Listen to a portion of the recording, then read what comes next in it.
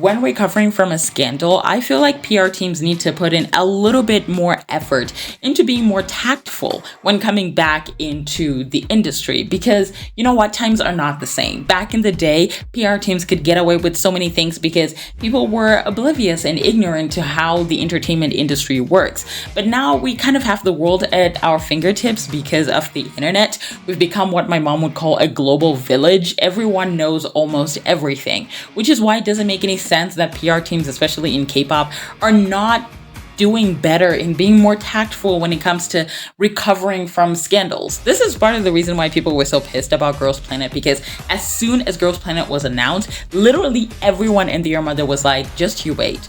This is their way of trying to see if people will accept them after produce. And you know what pissed people off? It wasn't necessarily the fact that Girls Planet was bad. It was how little effort was put into it and how obvious it was that they were trying to see if people will like them. You know, it's like they were coming back for a quick cash grab after the disaster that was produced. It's one thing to have a bad survival show. It's another thing to be obvious that you are not even trying to put in the effort. When I look at Boys Planet, there was a lot more attention to detail. Still didn't like Boys Planet or the way that it was structured, but there was a lot more attention to detail in comparison to Girls Planet. And I wouldn't be surprised if Girls Planet season 2 actually came out better than the first season, because now they realize that people are willing to forgive them no matter what. Today, I wanted to challenge myself to make a survival show better than Girls Planet.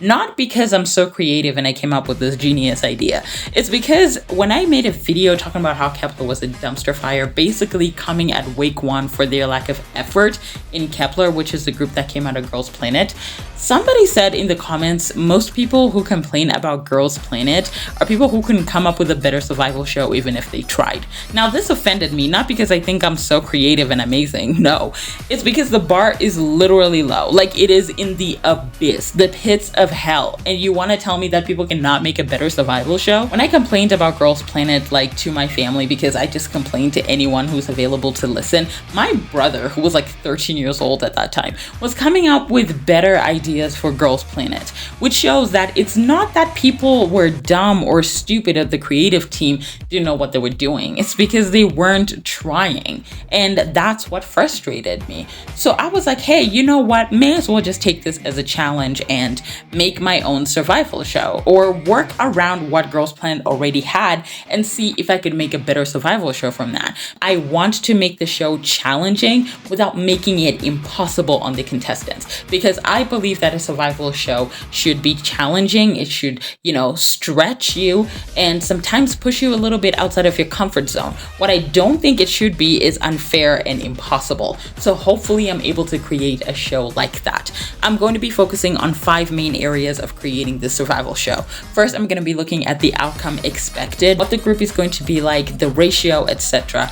Then I'm going to be looking at the number of contestants and how they will work in terms of elimination. Then I'll talk about the voting and the elimination system, because I figure like that's like the boring stuff, right? Might as well get it done first. Then I'm going to be talking about the judges and the mentorship, which is I wanted to create a demarcation there because I was not happy with the way some of these mentors were acting in Girls and Boys Plan. And then finally, I am going to be talking about the missions, which I think will be fun. I had so much fun, like just not only seeing other people's ideas like a TikTok, etc., but coming up with ideas of my own and actually chatting with some of my friends about this. There's so many things that they could have done in the show that are not as complicated, that would have made the show a lot more fun, that have been done in survival shows outside of K-pop, but for some reason never happened here, and I don't know why. Hopefully this video is going to be fun and exciting for all of you.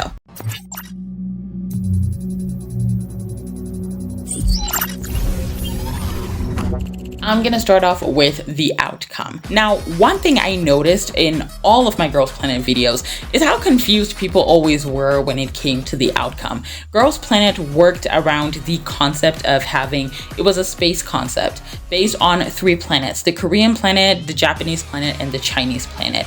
Each of these planets came with an equal number of contestants, and they were all vying for 9 spots, which would be in the final group.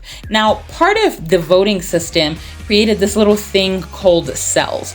A cell contained 3 contestants, 1 Japanese, 1 Chinese, and 1 Korean.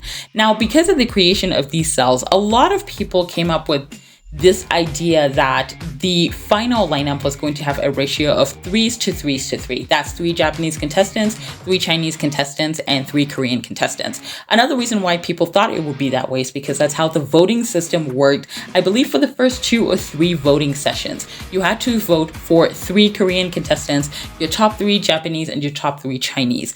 And it wasn't until much later on that people realized that the final ratio was not going to be equal. Now, to be fair, this was explained at the beginning of the show, but because of the modeling of the show, a lot of people were actually not aware of this. And part of the reason, I think, just comes from Mnet's confusing voting system and this nonsensical business with the cell system, because the cell system was scraped off by the time they were on their second mission. I never saw the real point of having the cells, which is something that I'm willing to scrape off entirely.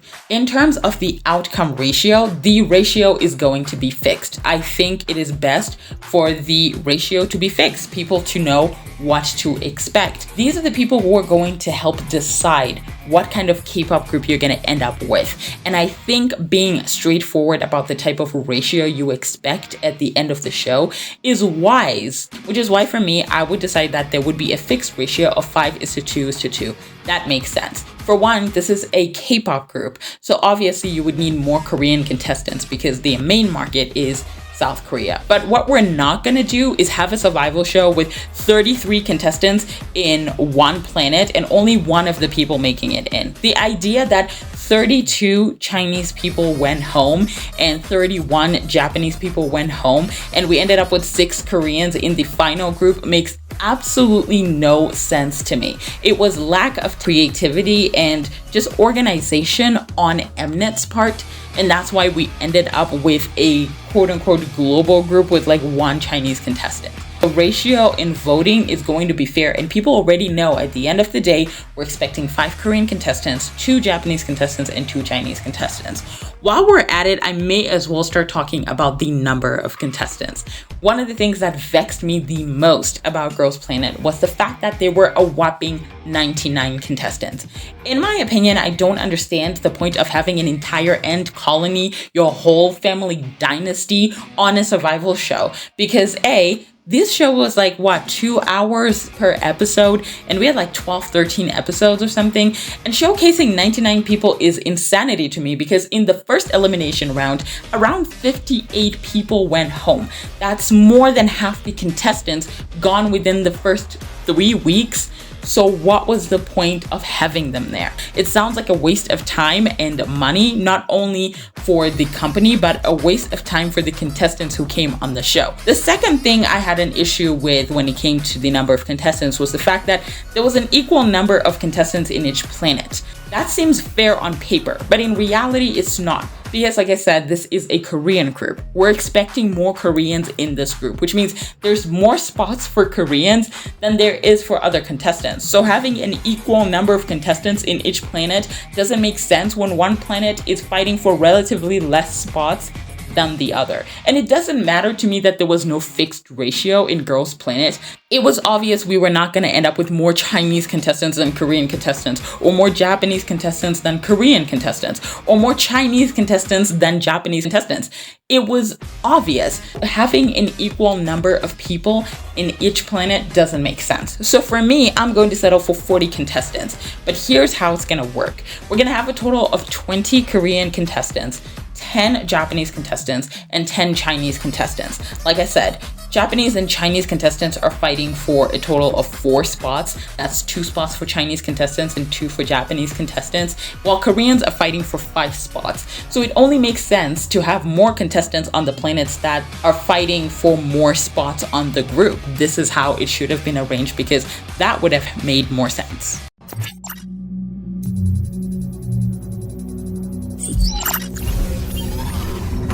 There are certain restrictions that should have been put in the criterion to avoid some of the what's the word? Stupidity and nonsense that happened on Girls Planet. So the first thing I want to talk about is age restrictions. Between shooting and getting ready for missions, etc., it was a lot of work, and some of them ran on little to no sleep, which is why I don't understand why we would subject children to such conditions. And I know what you're gonna say, well, some 13-year-olds spend all night on TikTok on their phone. Yeah, laying in their beds, okay? Not constantly putting their bodies through rigorous activity because they are preparing for a competition. The mental stress a competition takes on a person is a lot. This is part of the reason why you end up with fights breaking out. So first and foremost, I would say anybody under 16, stay the fuck at home. Do not come to this survival show. We do not need you here.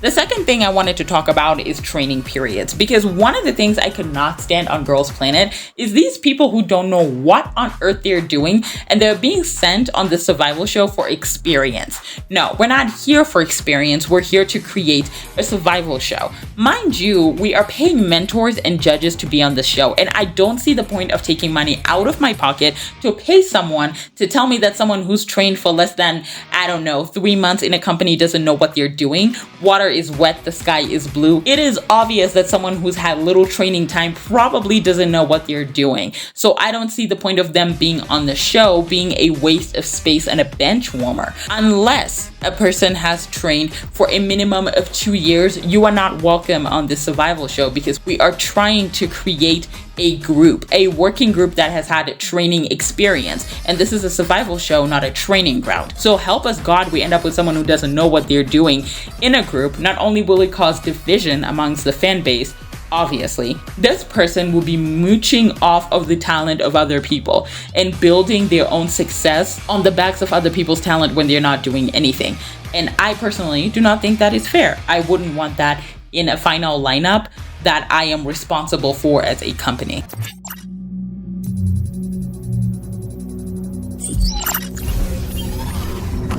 If you have not paid attention to the rest of the video, that's okay, but please do try to pay attention to this part, because if you do not, you're going to be confused. There's going to be a total of 3 elimination rounds if you do not count the finale.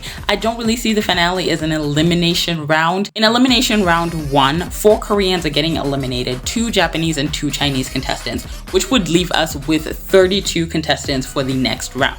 Elimination round 2, 7 Koreans are getting eliminated, 3 Japanese and 3 Chinese, which would leave us with a total of 19 contestants. Elimination round 3, 2 Koreans are getting eliminated, 1 Japanese and 1 Chinese. That would leave us with a total of 15. In the finale, the top 9 are picked, which means the other 6 are getting eliminated. As I said, there's going to be shared power between the judges and the fans in terms of elimination, which means half of the eliminated contestants are getting eliminated by judges, while the other half is getting eliminated by fans. Say in an elimination round where there isn't an even number of contestants getting eliminated, preference is given to fans, which means fans get to eliminate more in comparison to judges. For instance, elimination round 2, 7 Korean contestants are getting eliminated, which means 4 are being eliminated by fans, while the other 3 are being eliminated by judges.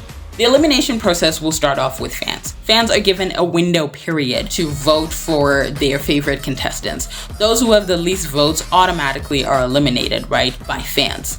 The list of the remaining contestants are given to the judges to pick whom they want to eliminate, regardless of position. Remember when I said that 4 Korean contestants are getting eliminated in the first round, 2 by fans and 2 by judges? The bottom 2, based on fan votes, are getting eliminated, obviously. That's position 19 and position 20. And then between position 1 and position 18, judges are supposed to pick whom they want to be eliminated regardless of position. However, because it would render fans voting useless, I created what I call a no-touch zone. This is a space in which judges cannot pick members for elimination. So for instance, in round 1, the no-touch zone for the Korean contestants is position 1 to position 8. So position 1 to position 8 cannot be eligible for judges elimination. However, between position 9 and position 18 is where the judges get to pick whom they are eliminating. between position 9 and position 18 is the list that they're gonna get, and they have to decide unanimously who is getting eliminated. The same thing would happen for the Japanese and the Chinese contestants. In round 1, 2 Japanese contestants and 2 Chinese contestants are getting eliminated, which means one is eliminated by fans, the other is eliminated by judges. The one who gets the least votes is automatically eliminated by fans, but position 1 and position 4 are in the no-touch zone, which means judges cannot eliminate those. They have to pick their eliminated contestants from position 5 to position 9, regardless of their position. So if they think position 7 is the least deserving to go into the next round, then position 7 gets eliminated, regardless of the fact that they were voted by fans to be in position 7. This will not only enable fans to be very careful as to whom they pick, but it will also enable them to actually not be lazy when it comes to voting, because at the end of the day, you can vote as hard as you can for your faves, but if they end up in the judge elimination pool, they can still be eligible for elimination.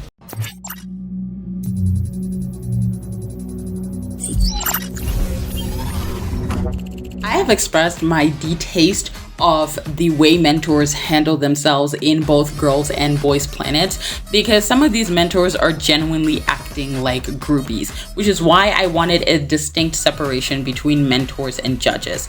I think that judges should simply focus on judging the competition, being involved in elimination, as well as deciding which group wins whatever missions they are performing on that specific round. When it comes to mentors, they should simply focus on helping the contestants day to day. They are with them every single day, watching their performances, helping them perfect their performances. When it comes to the interim judging, I believe that the mentors should be involved in that. They should be the ones doing the interim judging and working with them on a daily basis. I see that some of the judges actually, or some of the mentors on Girls and Boys Planet, made their decisions based on how attached they were to a particular idol. Like, do you guys remember that thing where they literally reduced Dion to tears, saying that, oh, we knew you were gonna make it at the end anyway, that's why we didn't put you in the top 9 at the beginning? Like, what? Why would you put her through that? What was even the point of that? I don't want those stupid little games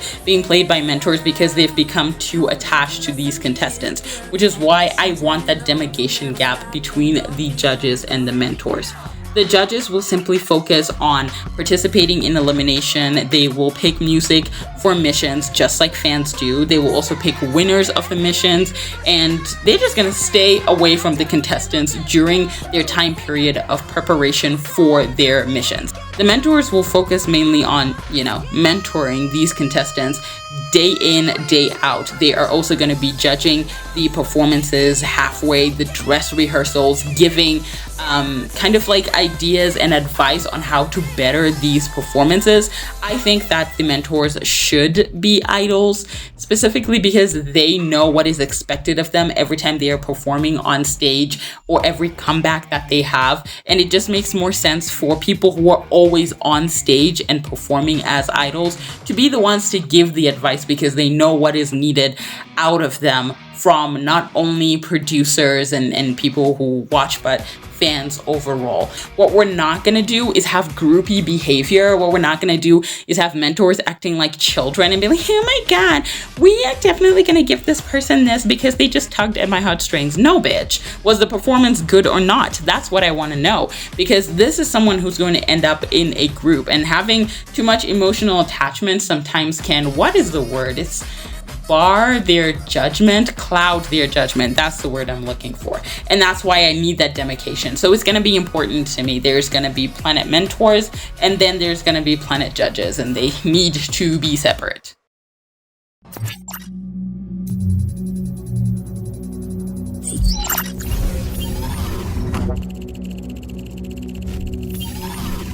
If I sound different, that's because it's literally the next day. Even though the first part of this video has been 18 minutes long, I actually had been talking for 40 minutes and I was repeating certain parts because they didn't sound good and my throat was just, it was not working. So I decided to shut it down and then record later. So here we are. The first mission will be based off the combination mission. If you didn't watch Girls Planet, the combination mission required the contestants to group themselves in groups of 3s, 6s, and 9s, and each of them was supposed to give either a rap, dance, or vocal performance. I had two issues with this mission. And it's not the mission itself. I thought the mission was great. The problem was how they got to pick what they wanted to do and how late it was into the survival show.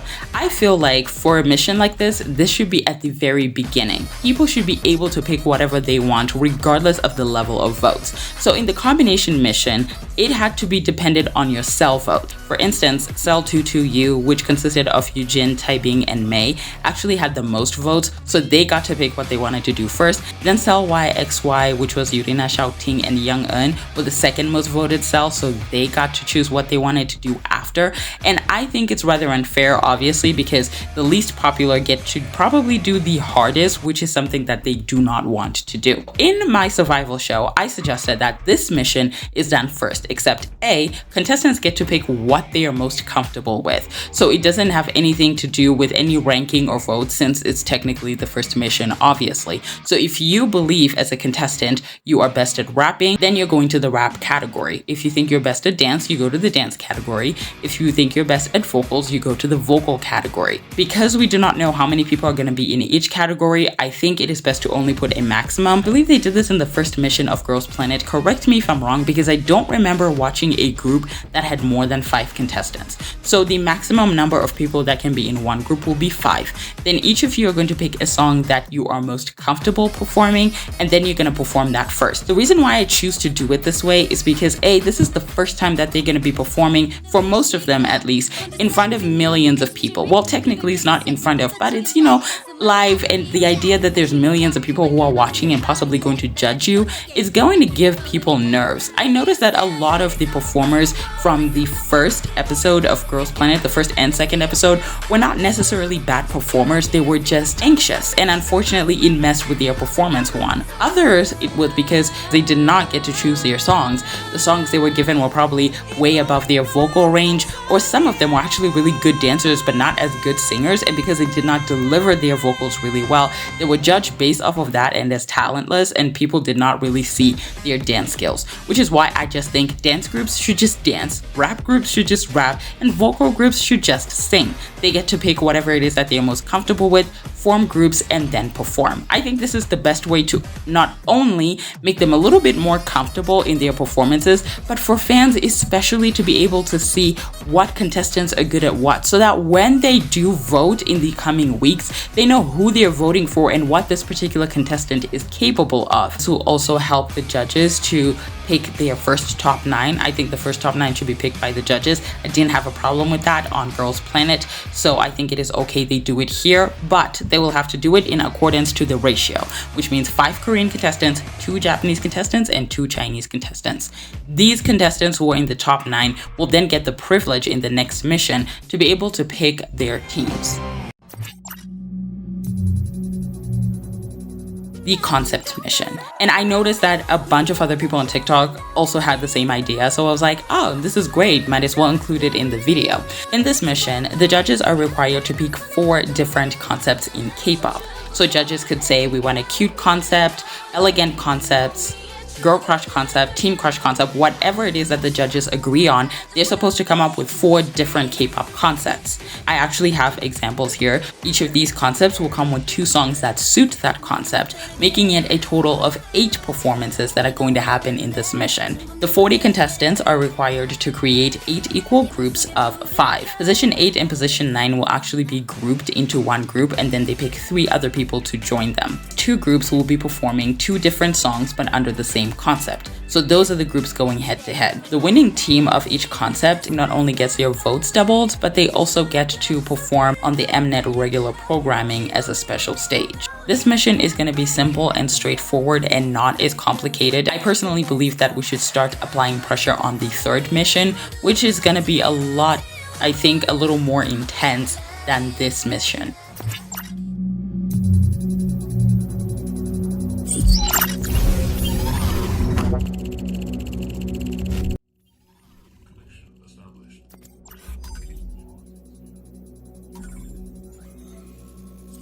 After the first elimination round, we are left with 32 contestants, 16 Korean, 8 Japanese, and 8 Chinese. They are to participate in the third mission, which I called the Planet Clash mission. This mission requires a total of 4 performances, which means the 32 contestants need to divide themselves into equal groups of 8. But this has to be according to their planets, which means the 8 Japanese contestants are to form one group, the 8 Chinese contestants are to form one group, and then the 16 Korean contestants are to split each other in half to create 2 equal groups of 8. The reason why this is called a Planet Clash mission is that the Korean planet is going head to head with the other planets. So the Chinese and Japanese are basically working together to create a global planet. 2 Korean groups are working together as one planet. Whatever one team does affects the other. So whether they do really well or do really badly, it is going to affect the other team. In this mission, 4 songs are going to be performed. However, each of these songs are going to have a major disadvantage attached to them. The disadvantages can range anywhere from being forced to change the choreography or be forced to switch the positions for rappers to do vocal parts and vocalists to do rapper parts. Now, the mission itself does require a little bit of math. Now, am I a hypocrite because I've complained about math in K-pop survival shows? Yes. However, this math is simple and straightforward. You don't have to like and stream anything because that was a headache, and honestly, it caused people to fight a lot. Depending on the difficulty of the mission, each mission will be given a maximum number of stars you can achieve. And these stars come in multiples of 3. Basically, what I'm saying is the least difficult mission would come with 3 stars, while the most difficult mission will come with a maximum of 12 stars. Depending on how good your performance is, the judges can give you a maximum number of stars. So let's say you pick a 12-star mission and you do really, really well. Maximum number of stars judges can give you is 12. But say you pick a 12-star mission and you don't really do well, and then the judges end up giving you like 4 or 5 stars out of 12. The reason why this matters is because each star actually represents 15 ghost votes, meaning that depending on the stars that you accumulate on your mission, those votes are also added on top of the votes that you get from fans. So let me simply do the math. Let's just say the Chinese group decides that they want to do a 9-star mission. They pick a 9-star mission and they perform really, really well, and the judges give them 8 stars out of 9. The 8 is simply multiplied by 15 to give you 120,000 votes. Now say the Japanese decide to pick 6-star mission and they do exceptionally well and they are given all 6 stars by judges. The 6 stars are simply multiplied by the 15,000 ghost votes, which will enable them to get a total of 90,000 votes. The 120,000 votes by the Chinese team will be added to the 90,000 votes by the Japanese team, which will enable each member to get an extra 210,000 votes. This mission is to test 2 things. Number 1, obviously creativity, but number 2, the high risk and high reward concept. The groups are gonna have to decide, do we want a difficult mission and then possibly do really well and get more points, or can we just take an easier concept and do well and just keep the fewer points? That's gonna be a decision that they have to make as a team, and I actually think that it will be fun.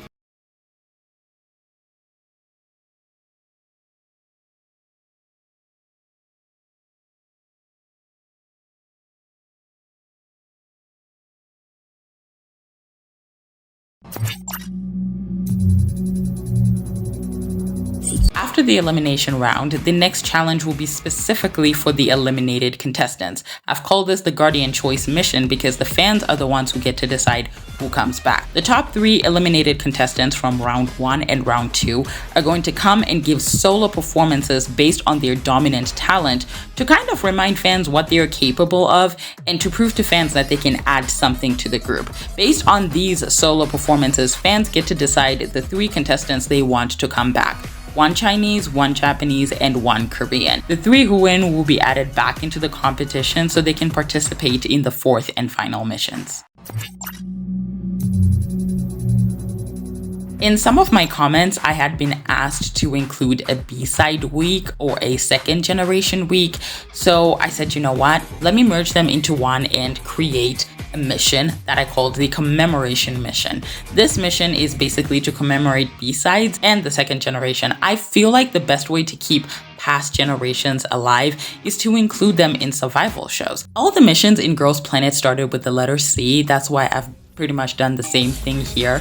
And you know that your vocabulary ain't shit when you are having a hard time coming up with a C word that's supposed to describe a particular mission. Now, because 3 people who were eliminated in the past have now been added to the 19 that remained after the second elimination process, we now have a total of 22 contestants. Which is why this round, the contestants are going to split into 2 groups of 5 and 2 groups of 6. And each group is required to perform 2 songs. One is a B-side, the other is a second generation title track. The B-sides are going to be picked by the judges, and the second generation songs are going to be picked by the fans. In the second generation commemoration performance, the 4 groups get to pick one mentor that they want to perform with, which I think would be totally fun to see the mentors perform. My brother actually suggested this when I was criticizing Girls Planet and he was listening to me whining, and I believe someone mentioned that my brother was pretty much describing Youth With You. My brother doesn't know anything about Youth With You. He knows Lisa exists, but that's just about it. I had no idea that this happened in Youth With You, which must have been so cool to watch. I think it will be a treat not only for the contestants to get to perform with, these amazing idols, but for the fans to also get to see their idols participate in survival shows other than just, sitting back and criticizing. Now, this round is important because the benefit for this round is that you get to sleep at night. Why? Because the winners of these missions are exempted from judge elimination. Why does this matter? Because in this round, elimination is completely and totally up to judges. Yeah, did I forget to mention that? So whatever group wins the B-side mission and whatever group wins the second generation mission, they're exempted from judge elimination. So say group 1 wins the B-side mission and group 3 wins the second generation mission. Group 1 and 3 are exempted from judge elimination. Amongst the winners, judges are supposed to pick which was the best performance overall. The team that wins overall each get a billboard of their own for PR so that they can garner more supporters for themselves. The final mission is going to be a performance of Mnet original songs, just like they have done with Produce and Girls Planet. However, these groups are actually going to be bunched based again on their dominant talent. So there'll be a rap group, a dance group, and a vocal group. Now, the finale is entirely up to fans. Judges do not get to eliminate in this round. Fans then get to vote for their 2 favorite Korean contestants, their favorite Japanese contestant, and Chinese contestant. So they're voting for a total of 4 people. And based on those votes, the ones that have the most will be in the final group.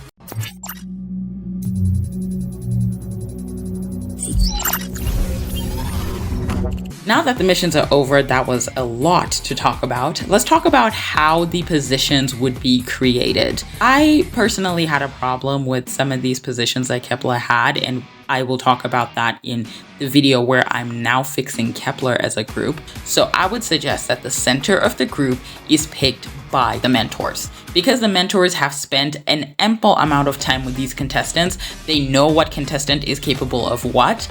The stage presence mentors get to decide who the center of the group is. So Cheryl, what's going to happen to the number 1 of the group? The number 1 is going to be the face of the group. After all, they're the one who got the most votes, right? So if fans love that contestant the most, then I think it is fair for them to be the face of the group. They're the one who's going to get a preference when it comes to brand deals, when it comes to promoting the group, etc. That just makes way more sense. Now that this video is done, this challenge was child. You see, coming up with everything wasn't really hard. It's just the editing that really put me, through hell. I don't know why I did this to myself, but it was rewarding because it was fun and I enjoyed it. Now that we are done, thank you so much for watching. For those of you who have ideas or even criticisms for, the way I put this thing together, please let me know in the comment section below. Be honest, and I would like to see your comments. I also want to see what ideas you would pull together if you were to fix Girls Planet. Thank you so much for watching, and I will see you in the next video where I'll be fixing Kepler. Bye-bye.